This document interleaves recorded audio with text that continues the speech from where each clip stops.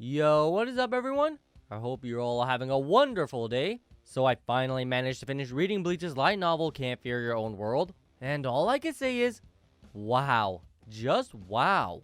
The amount of world building and character development that this light novel brought honestly rivals the main series. So I was debating on how I wanted to make this video. And in the end, I decided that I do want to keep the spoilers to an absolute minimum and then make another video that's just a spoiler-filled discussion and review.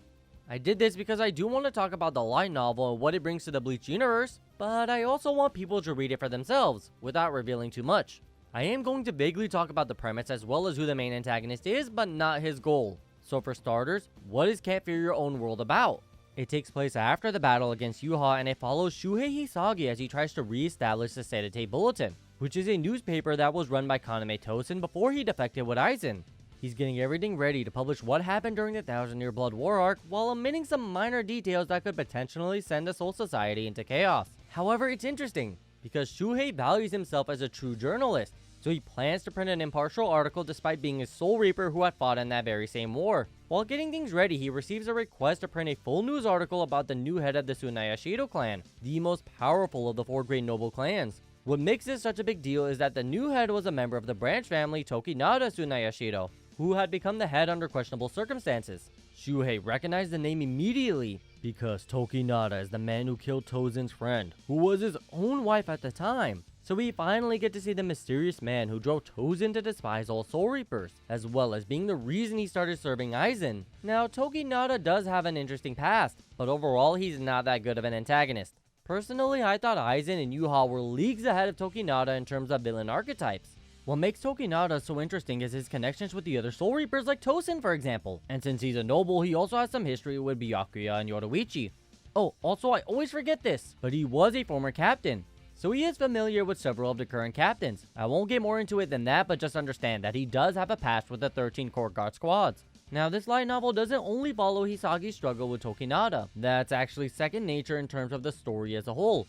The story itself focuses more on the history of the Soul Reapers, Fullbringers, and the Soul Society. We learn about the darkness of the Soul Society that motivated Aizen and Yuha's actions. It also delves into the past of some characters like Shūhei and even Ginjo. It helps develop some characters that didn't get a lot of screen time during the main series, as well as reveal some other backstories. We also learn more about the Hogyoku and where its powers came from. But the main point of this story was to go more in depth about Hisagi's past and help him develop more as a character. This story is about overcoming one's own weakness and doubt. It also tells us more about the world as a whole, as well as answer many of the questions that were left behind by the main series. All in all, this light novel is most definitely worth the read. Despite Tokinada's flaws, he was a cool villain to follow, and Hisagi always had the making of a protagonist. Kubo just never had the chance to delve into his character more. That's where Ryōgo Narita comes in. He saw the potential Shūhei Hisagi had, and he did an amazing job developing the character, as well as telling a part of Kubo's story that Kubo had intended to keep ambiguous. He had it fully fleshed out in his head, but never saw an opportunity to fit it into the story without it taking away from Ichigo's storyline. I do want to go into more details about it, but I'll save it for the next video where I don't have to be so vague. In the end, all I have to say is, go and pick up the light novel. It's available in English,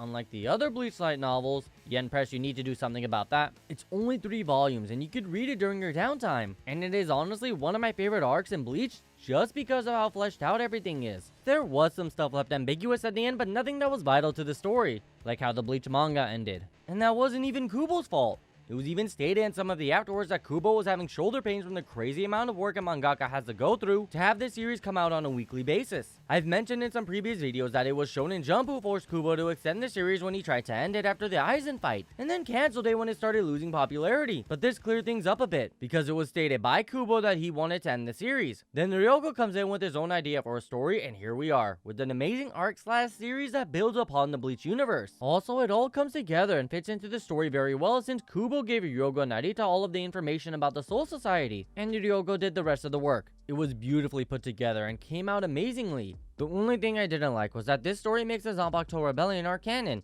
Yep, the main antagonist Muramasa is mentioned along with some of the events of the rebellion. In my opinion, it does suck that Byakuya's father did actually turn out to be crazy despite how Byakuya views him, but I'm willing to overlook it because you can really tell that Ryōgo was a fan of Bleach, and he poured his heart and soul to give Bleach what everyone believed would be its epic final story, until the new Bleach one-shot came out. And that's going to be it for this one, folks. I would like to thank you all so much for watching. I truly appreciate it. I look forward to seeing you in the next one, which should be the spoiler-filled review. And remember to keep having fun. See ya!